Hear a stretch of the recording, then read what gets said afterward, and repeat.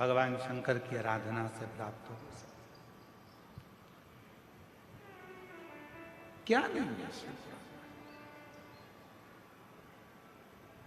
हम सबको कहते हैं कि अगर दुनिया में अगर आपका कोई नहीं है, यदि आपको लगता है कि मैं तकलीफ में हूँ, मैं कष्ट में हूँ, मैं परेशानी में हूँ, मैं बहुत विघ्नों में पड़ा हुआ हूँ, मैं बहुत तकलीफ़ों में घिरा हुआ हूँ, बहुत परेशानी में घिरा हुआ हूँ, तो हम उनसे भी कहते हैं सारी समस्या का हल एक लोटा। आप भगवान शंकर के मंदिर जाइए, देवालय जाइए, शिवालय जाइए, शंकर की आराधना करने जाइए, शिव की स्तुति करने जाइए, भगवान शंकर के मंदिर में एक लोटा जल चढ़ाने जाइए। आपकी जिंदगी के जितने दुख होंगे, जितनी तकलीफें होंगी, जितने कष्ट होंगे, वो मिटेंगे। एक ऑपरेशन करने के लिए अभी अगर डॉक्टर हॉस्पिटल में ऑपरेशन रूम में जाता है तो पहले वो भी अपने ईश्वर को याद करता है कि परमात्मा कृपा करना, ये मरीज को मैं अंदर लेकर जा रहा हूं, ये हाथ भले मेरे होंगे, मैं भले कितना भी साइंस पढ़ा हूं, चाहे मैंने कितना भी विज्ञान पढ़ा हो, पर आखिरी में श्वासें देना तेरा काम है, इसकी श्वास चलती रखना, इतनी कृपा जरूर कर देना, इसको ठीक कर देना। वो मेरे हाथ में नहीं है, पर तू जब कृपा करेगा, तू जब करुणा करेगा, तू जब दया करेगा, तू जब कृपा करेगा, तो सब कार्य अपने आप सफल होते चले जाएंगे। सब कार्य अपने आप सफल होते जाएंगे। तू कृपा कर, तू दया कर, और कृपा गिर जाता है तब वो ईश्वर को याद करता है कि वो एक सत्य रूपी ईश्वर विराजमान है, एक सत्य रूपी ईश्वर है जो हमको संभाल लेगा, एक सत्य रूपी ईश्वर है जो हमें साथ देगा, सत्य रूपी।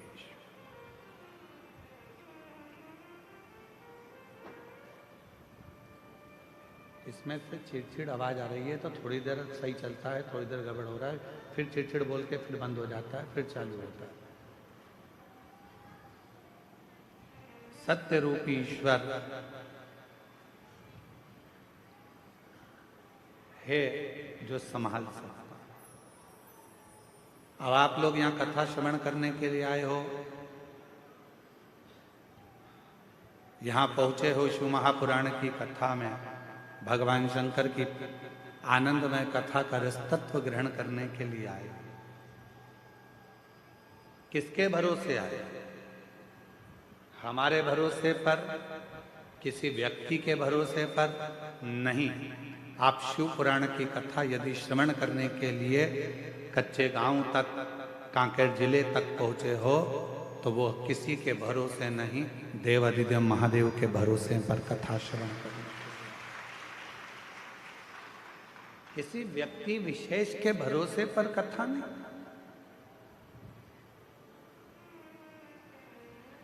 उस परमात्मा के भरोसे पर कथा का रसतत्व ग्रहण करने के लिए। एक बहुत सहजता की बात है, अपने घर की चाबी रोड पर चलने वाले व्यक्ति के हाथ में देकर आ जाते हो क्या? जम के बोलो जरा, अरे बोलो तो नहीं।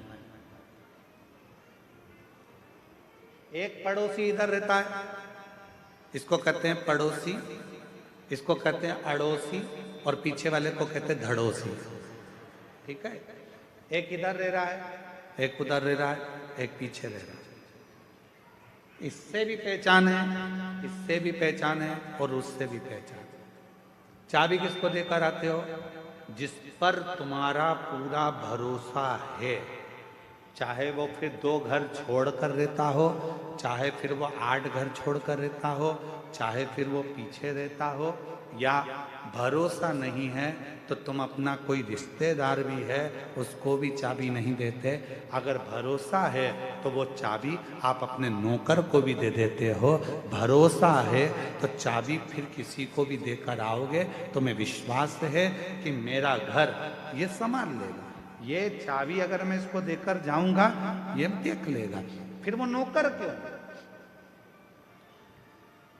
फिर तुमने भरोसा रिश्तेदार पर भी नहीं करा, पड़ोसी पर भी नहीं करा, अड़ोसी पर भी नहीं करा, दड़ोसी पर भी नहीं करा। वो चाबी आपने अपने नौकर को, एक सेवक को, एक चाकर को वो चाबी आपने दे दी, वो चाबी आपने प्रदान कर दी। भरोसा था तो चाबी दी है। शिव महापुराण की कथा भी यही कहती है, कोई भी काम करो, तुम्हारा मन पड़ जाए उस काम में आगे बढ़ जाओ, पर इतना याद रखना अपने भरोसे की चाबी परमात्मा के हाथ में, शिव जी के हाथ में देकर फिर जाना। विश्वास रूपी चाबी, भरोसे की चाबी देव अधिदेव महादेव को समर्पित करना, भगवान शंकर को देना। शिव को जब भरोसे रूपी चाबी प्रदान कर दोगे, भगवान शंकर को जब ये हृदय की भरोसे की चाबी आप दे दोगे कि बाबा मेरा कोई नहीं, केवल है तो केवल तू है, केवल।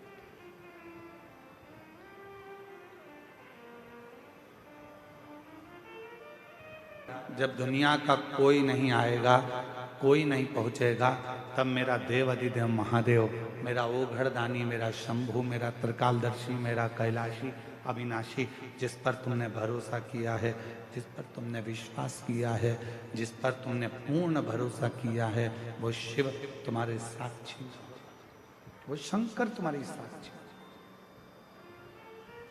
आया समय, एक बार ब्रह्मा जी के मन में संशय उत्पन्न हो गया। ब्रह्मा जी ने कहा ये सृष्टि की रचना मैं कर रहा हूं।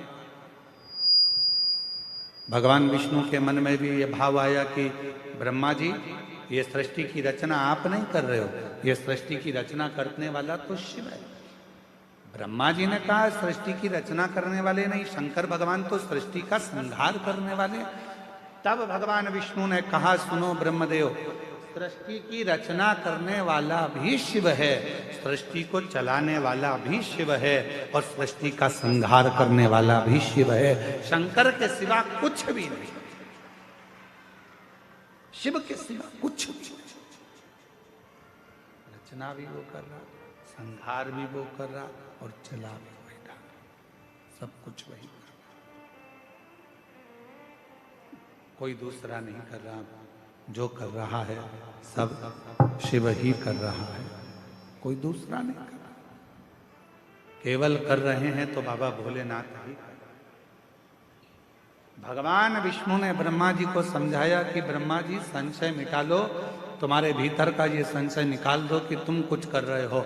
हम भी यही सोचते हैं, आप भी यही सोचते हैं। संसार का प्रत्येक मानव, संसार का प्रत्येक व्यक्ति यही सोचने में रह जाता है कि दुकान में चला रहा हूँ, घर में चला रहा हूँ, परिवार में चला रहा हूँ, मकान मैंने बनाया, दुकान मैंने बनाई, जमाया मैंने ये करा, मैं गाड़ी लाया, मैं बंगला लाया, मैंने ये करा, मैंने वो करा। यदि मैं नहीं करता तो कोई नहीं करता। यह मन का संशय है, आपके और हमारे भीतर का ये संशय है कि हम कर रहे हैं। तुम जिंदा हो तो कर रहे हो, निपट गए तो कौन कर रहा?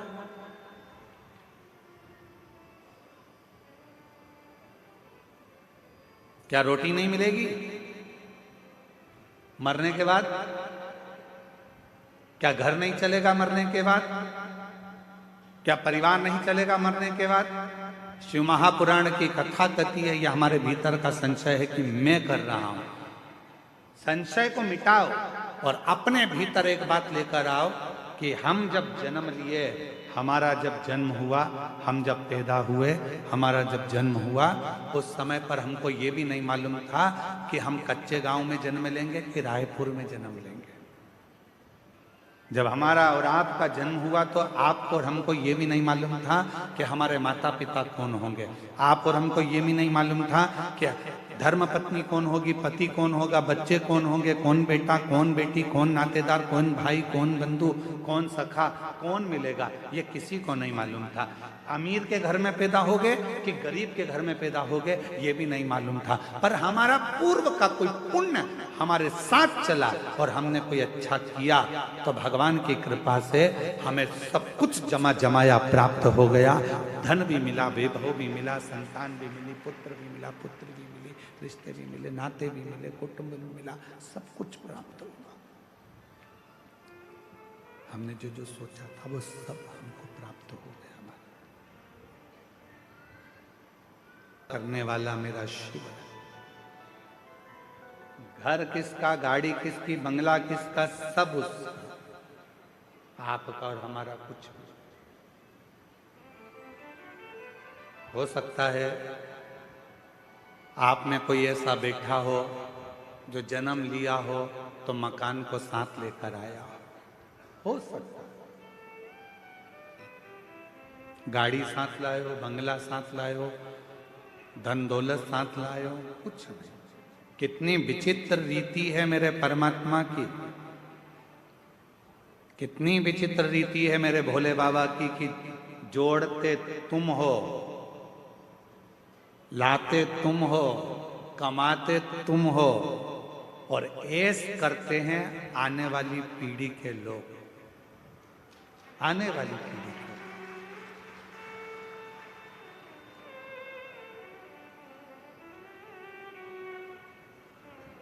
पूछो किसी से, क्यों साहब ये मकान बनाया, कितना जोरदार मकान बनाया साहब, ये कमरा किसके लिए बनाया? अरे गुरुजी वो बड़ा बेटा है ना, उसकी शादी करेंगे तो बहू बेटा इसमें रहेंगे। ओ गुरुजी ये जो कमरा है इसमें छोटे बहू बेटा रहेंगे। मकान किसने बनाया? पिताजी ने। बंगला किसने बनाया? पिताजी ने। मेहनत किसने करी? पिताजी ने। दादाजी पिताजी मेहनत करते करते करते करते करते करते छोटे से मकान में रहते रहते अपनी पूरी जिंदगी को निकाल देते हैं और आने वाला विचार क्या करते हैं कि मेरा बेटा, मेरी बहू, मेरी बेटी, मेरा दामाद, मेरा परिवार सब सुखी रहे, ये अच्छे से रहें, इनका घर अच्छे से रहे, ये दोनों इस कमरे में रहेंगे, ये लोग इधर रहेंगे, वो लोग उधर रहेंगे। और जैसे जैसे बुढ़ापा बढ़ते चले जाता है, मालूम पड़े तुम जिस कमरे में रहने का विचार कर रहे थे, समय आने पर वो कमरा भी बच्चों को देना पड़ जाता है और फिर एक दिन हॉल में पलंग डालकर दोनों को रहना पड़ जाता है, आते जाते लोगों को देखना पड़ जाता है। किसके लिए कमाया, किसके लिए सुख देखा? शिव पुराण कहती है कुछ भी मेरा नहीं है, तुम्हारा क्या है? शिव महापुराण में भगवान ने पूछा कि तुम्हारा क्या है? तो भगवान देवाधिदेव महादेव के सम्मुख में भगवान विष्णु से जब ब्रह्मा जी ने कहा आप कहते हो कुछ भी मेरा नहीं है, सब करने वाला देवाधिदेव महादेव है, तो मेरा क्या है? तब भगवान विष्णु ने कहा संसार का मनुष्य हो, चाहे देवता हो, गंधर्व हो, अप्सरा हो, चाहे पशु हो, पक्षी हो, चाहे किन्नर हो, चाहे मनुष्य हो, उसका जो समय चल रहा है, जिस समय पर आप जो कार्य कर रहे हैं वो समय तुम्हारा है। उस समय में कुछ अच्छा करने का प्रयास कर लो, फिर जिंदगी श्रेष्ठ बनना प्रारंभ हो जाए। वो समय तुम्हारा।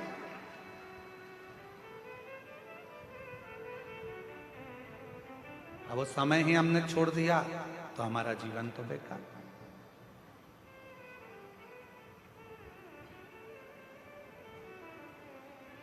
अपने समय को पकड़ो, वो समय छोड़ना नहीं। उस समय को पकड़कर भगवत भजन में जब मन को लगाओगे, शिव की आराधना करोगे, भगवान शंकर को एक लोटा जल चढ़ाओगे, शिव महापुराण की कथा का रसपान करोगे, तो वो समय तुम्हारे अनुकूल सुख प्रदान करेगा। तुम्हारे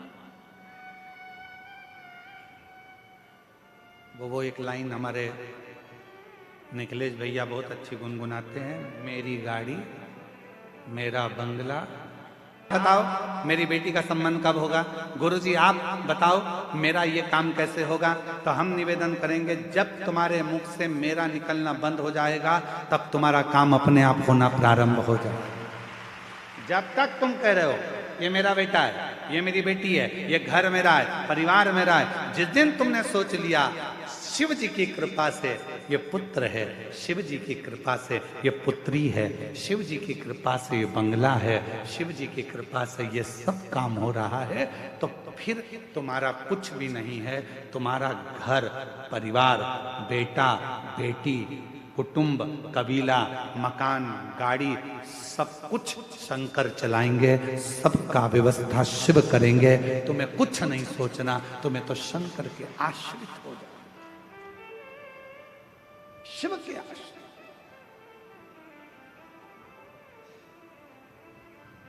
और हम वही तो आश्रित नहीं हो पाते, हम आश्रित नहीं हो पाते। अभी देवघर में कथा थी, कथा के तीसरे दिन हम कथा कर जा रहे थे तो रास्ते में एक माता जी खड़ी हुई थी। तो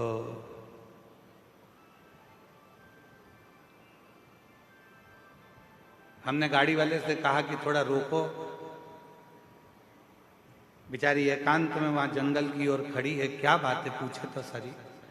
तो हमने पूछा कि माता जी आप क्यों खड़ी हो। तो कहा गुरुजी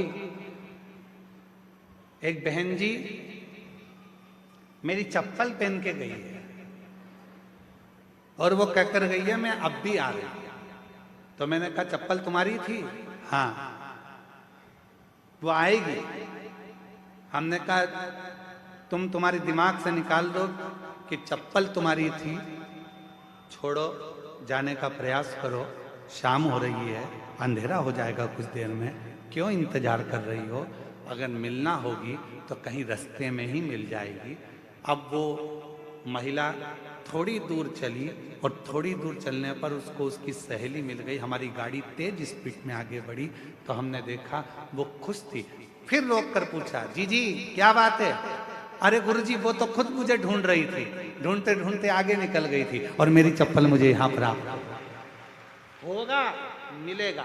जिस दिन हमने ये विचार कर लिया कि मेरा है मेरा है मेरा है मेरा है मेरा है, तो वह हमसे छूटता चले जाएगा। और जिस दिन हमने सोच लिया ये सब कुछ तेरा है, तब कुछ भी नहीं छूटेगा। परमात्मा उसको वापस लाकर हमारे करीब में छोड़ता चले जाएगा, छोड़ता। विचार किया कि शिव है कौन, कौन भगवान शिव। ब्रह्मा जी कहते हैं मैं इस बात को नहीं मानता कि ये सृष्टि शिव चला रहे हैं, मैं इस बात को नहीं मानता, मैं इस बात को स्वीकार। शिव कौन है, शंकर कौन है, मुझे समझ में नहीं आता। ठीक है,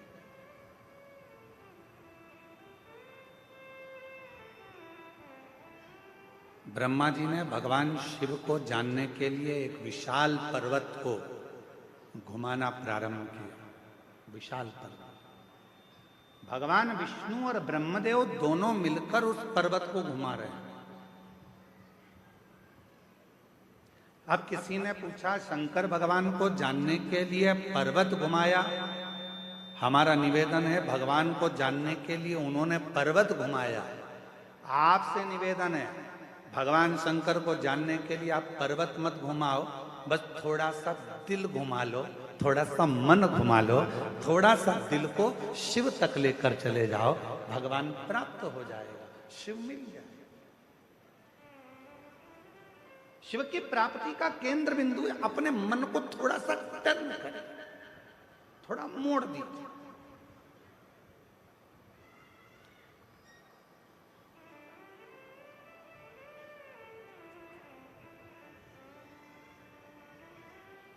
एक बात बताइए,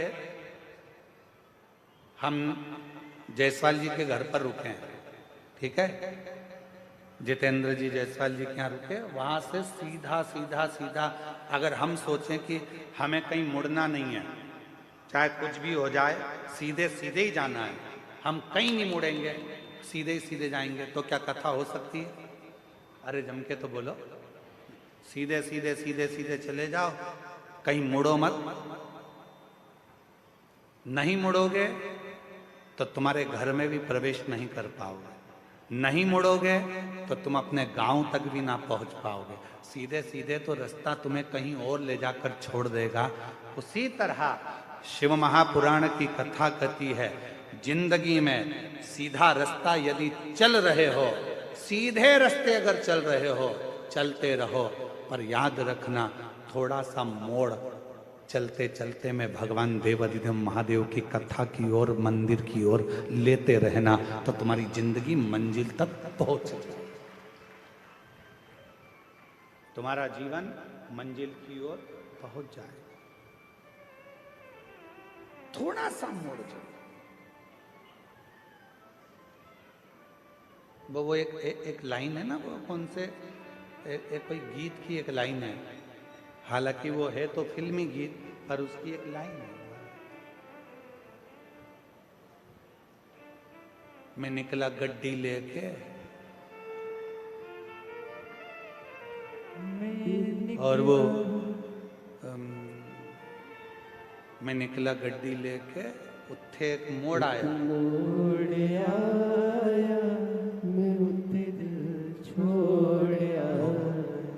एक छोटा सा मोड़, एक छोटा सा टर्न जिंदगी में आता है। ऐसा कोई व्यक्ति नहीं है जिसके जीवन में मोड़ नहीं आया, ऐसा कोई व्यक्ति जन्मा नहीं संसार में जिसकी जिंदगी में कोई टर्न नहीं आया। आता है बचपन,